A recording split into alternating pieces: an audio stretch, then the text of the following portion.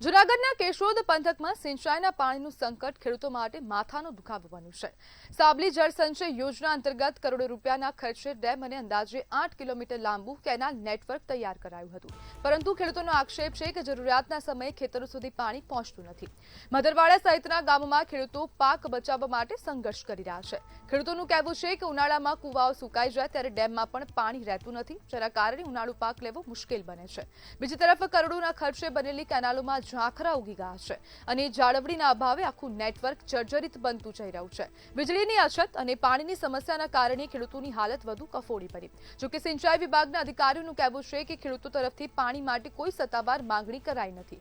હવે સવાલ એ છે કે કરોડોના પ્રોજેક્ટ પછી પણ ખેડૂતોને પૂરતું પાણી કેમ નથી મળી રહ્યું અને કેમ હવે તંત્રની બેદરકારીના આક્ષેપો સ્થાનિક લોકો કરી રહ્યા છે. અને ખેડૂતોનો સ્પષ્ટપણે આક્ષેપ છે કે હવે જે સિંચાઈ વિભાગના અધિકારીઓ છે તે લોકો કાર્યવાહી નથી કરતા, તે લોકો પૂરતું ધ્યાન નથી આપતા અને જે સાચવણી કરવી જોઈએ તે સાચવણી થતી નથી.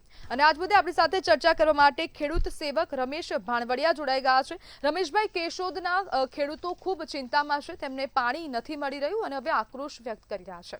શું કહેશો? હવે બેન, તમે કે ખેડૂતનો જે આક્રોશ છે બરોબર છે.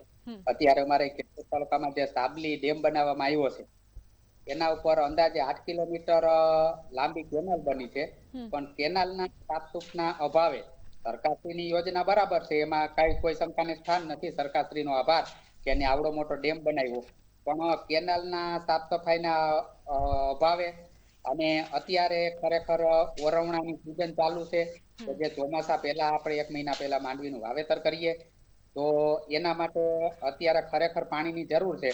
તો તમારા માધ્યમથી સરકારને હું એટલું કહેવા માંગુ છું કે તમે આ કેનાલ વહેલી તકે સફાઈ સમારકામ કરાવી અને વહેલી તકે પાણી છોડવામાં આવે તો ખેડૂતને જાજો ફાયદો થશે અને ઉત્પાદનમાં પણ વધારો થશે. કારણ કે અત્યારે બોર અને કુવાના તળ ઊંડા ગયા, પાણી બરાબર પીવા લાયક નથી. આજ 30 વર્ષથી ચા નથી થતો.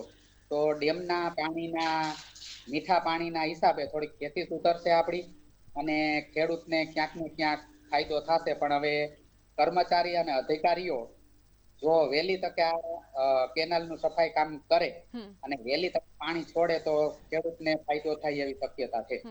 રમેશભાઈ, શું હવે ખેડૂતોએ રજૂઆત કરી છે પાણી માટે? કારણ કે સિંચાઈ વિભાગના અધિકારીઓનું કહેવું છે કે ખેડૂતો દ્વારા કોઈ પણ પ્રકારની રજૂઆત કરાઈ નથી. હા, એટલે હવે ખેડૂતમાં શું છે કે ખેતી લાયક કામકાજ બધાય કરી અને હવે કદાચ 1-2 દિવસમાં જ આજે અમુક ખેડૂતને મળ્યો તો કીધું કે હવે 2-5 દિવસમાં છતાંય એવું હશે તો આપણે રજૂઆત કરીએ તો હું તે ઓરવણી તરીકે આપણે કામ કરી શકીએ એમ. તો રમેશભાઈ, પછી વિરોધ શેનું? કારણ કે જે અધિકારી છે તેમનું કહેવું પણ એવું છે કે દર વર્ષે ખેડૂતો રજૂઆતો કરે છે, તે દરમિયાન પાણી છોડવામાં આવે છે. તો આ વખતે રજૂઆત કરાઈ નથી છતાં પણ વિરોધ કેમ? હવે એમાં એવું છે બેન કે જો ખરેખર સમય પ્રમાણે ખેડૂતને શું કહેવાય કે વિરોધ કરવો એટલે પડે કે દર વર્ષે માંગણી કરે ને પછી આપી, એના કરતા તો એની રીતે સમય આવે અને ખેડૂતને ફાયદા માટે જ હોય તો અધિકારીઓને ખેડૂતના માંગણીની રાહ જોયા વગર જાહેરાત કરી અને ખરેખર એને છોડવું જોઈએ. તો રમેશભાઈ, વિસ્તારના જે કેશોદ વિસ્તારના ખેડૂતો છે તેમને કેટલું નુકસાન થઈ રહ્યું છે પાણી નથી મળી રહ્યું માટે? બેન, એ તો તમે પણ સમજી શકો કે ખેડૂતને જો પાણી નથી તો ચોમાસા પહેલા તો વાવી શકાતો નથી અને પાછું એવું હોય કે ક્યારેક કુદરતનો માર ઓલું ઓરવેલું હોય તો થોડુંક ઉત્પાદન થવાની શક્યતા પણ ઘણી રહે છે. અને ખાસ એ કહેવાનું કે આ કેનાલનું કામ હજી રોડ થી બીજી સાઈડ એટલું નીકળું જ નથી, આગળ જતા બંધ થઈ ગયેલું છે. તો એના માટે સરકારશ્રીને વિનંતી કે જે શક્ય હોય ત્યાં સુધી કેનાલનો વિસ્તાર લંબાવી દે. જી બિલકુલ રમેશભાઈ, જોડાવા બદલ આપનો